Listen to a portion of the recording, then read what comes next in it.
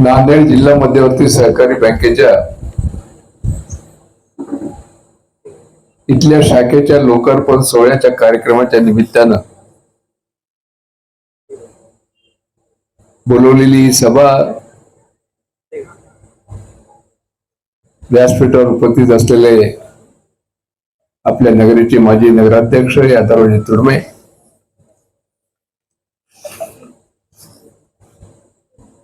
Spinning मिलचे उपाध्यक्ष आमचे बाळासाहेब पाटील,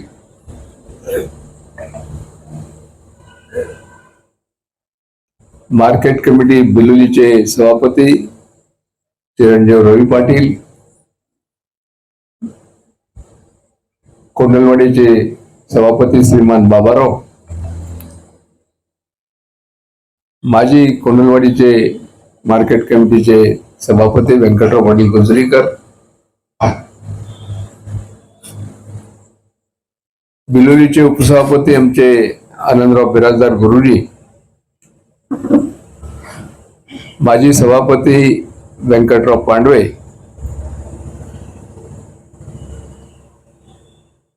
आमचे इंद्रजित तुर्मे, राष्ट्रवादी काँग्रेसचे जिल्हा युवकांचे अध्यक्ष आमचे बालाजीराव शिंदे, अंबादास शिंगारे, आमचे गंगाधरराव नरवाडे, राजेंद्र पाटील,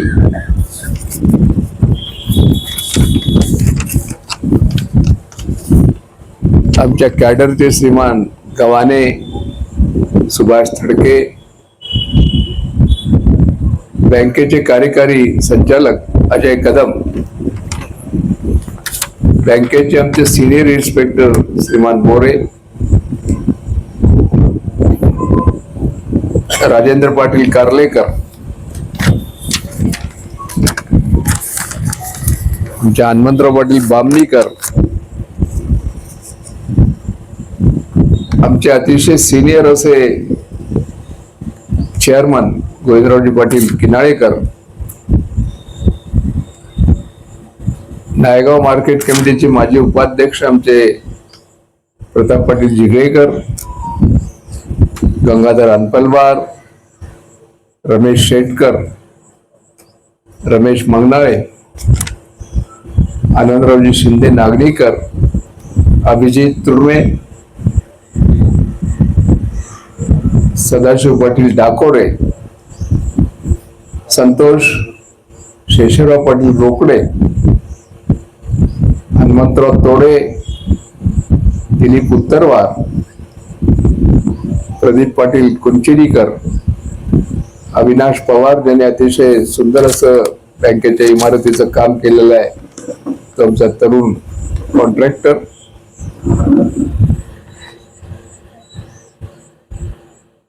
आमचे पत्रकार मित्र चंदनकर, राजेंद्र कांबळे, साईनाथ शिरोळे, रियाज, यादवराव लोकडे, शेख फारुख, उपस्थित सर्व आमचे चेअरमन, सगळ्यांची काही नावं मी घेऊ शकलो नाही, आणि उपस्थित बंधू, मी सर्वप्रथम आपली दिलगिरी व्यक्त करतो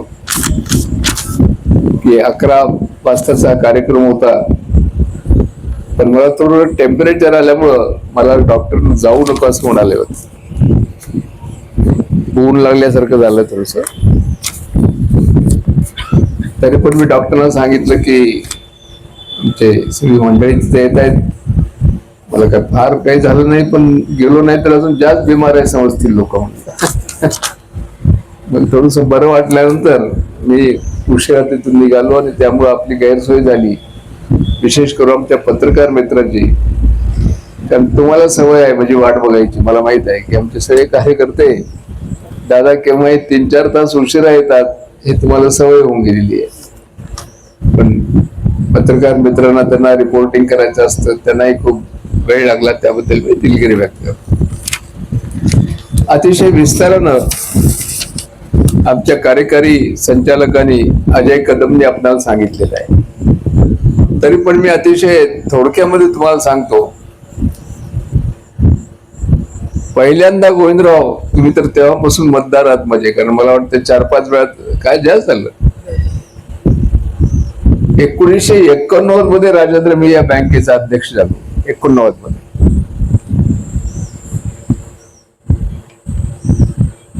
आणि आताही आपण ती बॅलन्स शीट काढून बघा, इथे अजय कदम आहेत की अतिशय स्ट्रॉंग बॅलन्स शीट आहे सांगतो. आणि त्यावेळेस मोठ्या प्रमाणात आपण शाखेंचा विस्तार केलं. अजय तुम्ही काढून बघा, माझ्या काळामध्ये आपण शाखेंचा विस्तार खूप केला. आणि त्याचबरोबर 300-350 मुलं आपण त्यावेळेस बँकेमध्ये लावली. बँक अतिशय उत्तम होती. आपल्या सर्वांची प्रेम, ईश्वराची कृपा. 90 मध्येच मी राज्यमंत्री झालो आणि राज्यमंत्री झाल्यानंतर मला बँकेचा राजीनामा द्यावा लागला.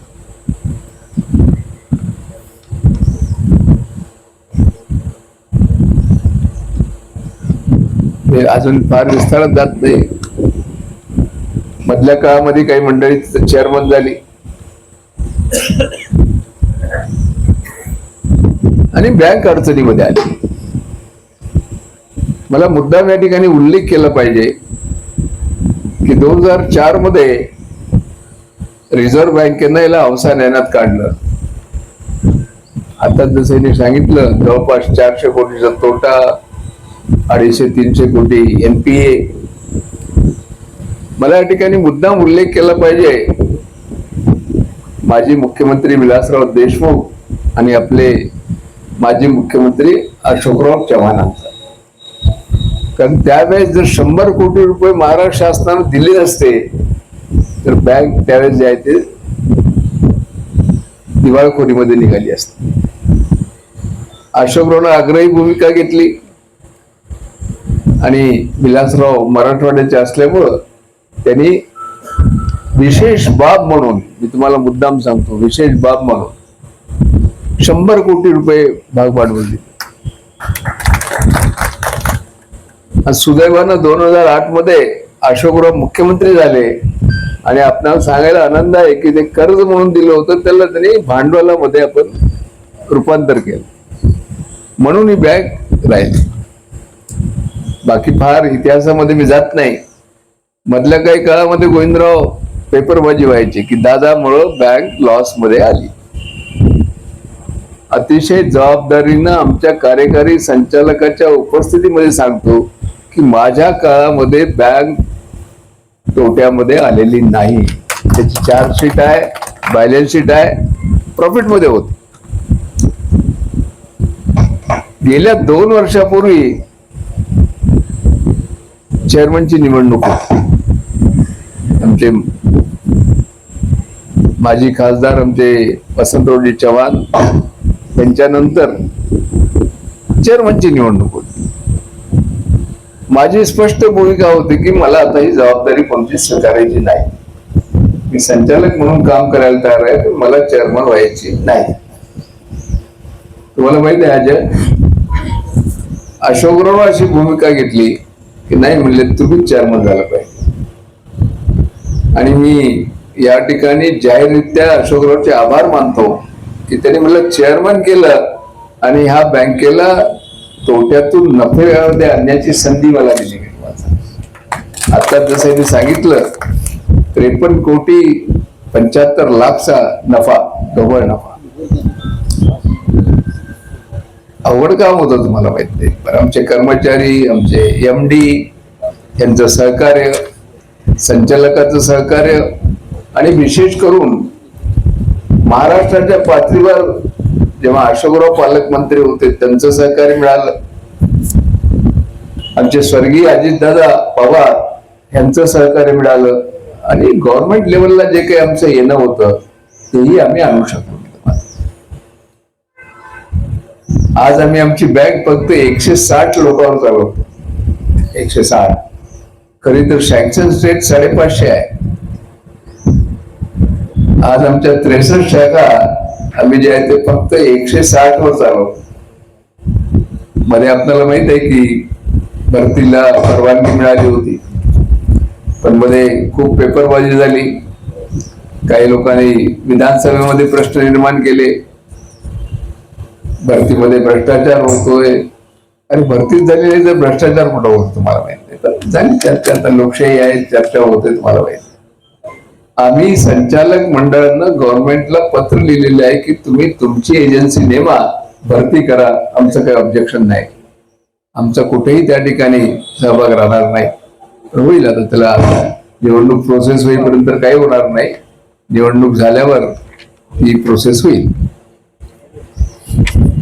मला इथं विशेष करून आमच्या गट सचिवाचेही गोविंदराव आभार मानले पाहिजेत. एका एका गट सचिवाकडे 15 सोसायटी आहेत महाराष्ट्रात. आता हे जे कर्जमाफीचं होतं, शासनाचं असं असतं की एका 15 दिवसात आम्हाला हे रेकॉर्ड द्या. मी जाहीररित्या या ठिकाणी आमच्या बँकेचे कर्मचारी, आमचे विशेष करून सीओ, आमचे गट सचिव या सर्वांचे आभार मानतो की त्यांनी या परवाच्या शेतकऱ्यांचं कर्जमाफीसाठी जे काही शासनाला रेकॉर्ड लागतं, रात्रंदिवस काम केलं आणि त्यातून त्यांनी ते तयार केलं. आज बँक अतिशय सुस्थितीमध्ये आहे. मराठवाड्यामध्ये लातूरच्या नंतर आपल्याच बँकेचा नंबर आहे. तुम्हाला सांगतो, आपली बॅलन्स शीट अतिशय स्ट्रॉंग आहे. भविष्यामध्ये या बँकेची अजून प्रगती होणार आहे. आम्ही गोल्ड लोन सुरू केलं. नव्हतं गोल्ड लोन गोविंदराव, आपल्याकडे सोन्या तारांवर कर्ज मिळत नव्हतं. पण मी गेल्या वर्षभरामध्ये सोन्या तारांवर देखील शेतकऱ्याला मी देतो. ट्रॅक्टरचं कर्ज बंद केलं होतं आपण, आता ट्रॅक्टरलाही कर्ज आपण द्यायला सुरू केलंय. आणि जो कोणी कर्मचारी घर बांधू इच्छितो त्याला घर कर्ज देखील देण्याचं आम्ही सुरू केले. म्हणजे खूप काही सुधारणा केल्या, अजूनही आपल्याला करायच्या आहेत. आता जे इमारतीचं या ठिकाणी लोकार्पण आहे, भोकरची इमारत तिचंही लोकार्पण आहे, बिलोलीची आहे, आमची नायगावची बांधकाम चालू आहे. आणि आमचा असा प्लॅन आहे की येणाऱ्या 1-2 वर्षामध्ये प्रत्येक तालुक्याच्या ठिकाणी आमची जिथे जागा आहे त्या ठिकाणी आम्ही नवीन सुंदर अशा आमच्या बँकेच्या इमारती बांधणार आहोत. आपलं नेहमी सरकार आम्हाला राहिलं. आता उद्याच्या 25 तारखेला आपला हा लोकार्पणाचा सोहळा आहे. सहकार मंत्री येत आहेत. पूर्वी अशोकराव काही वेळ मिळाला नाही, अशोकराव येणार होते, त्यांनी भोकरला आहे, तिथं नाहीत ते. बाकी सगळी मंडळी आमची राहील. माझी आपल्या सर्व चेअरमन मंडळीला विनंती आहे की मोठा कार्यक्रम आपला झाला पाहिजे. सरकार मंत्री येत आहेत, इमारती खूप अतिशय तुम्ही पाहिली असेल का? पाहिलंच की नाही अजून? झाली की नाही सुंदर? हा, अतिशय सुंदर. मला या ठिकाणी आमचा काय अविनाश पवार, कुठे अविनाश कर, सगळ्याला नमस्कार. खूप चांगलं काम केलं त्यांनी तुम्हाला.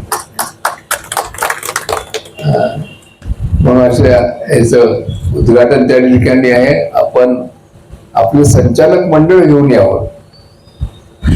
चेअरमन एकटेच येऊ नका, तुमचे जे संचालक मंडळ आहे ते घेऊन या. त्या निमित्तानं आपल्याला जे आहे ते एक अतिशय चांगला असा कार्यक्रम आपल्याला या ठिकाणी बँकेचा करायचा आहे. आपल्या सर्वजण एवढ्या मोठ्या संख्येने तो उपस्थित राहिला त्याबद्दल आपल्या सर्वांचे आभार मानतो. आणि आमच्या प्रेसवाल्यांना विनंती करतो की आपल्याला काही विचारायचं असेल तर विचारू शकतो.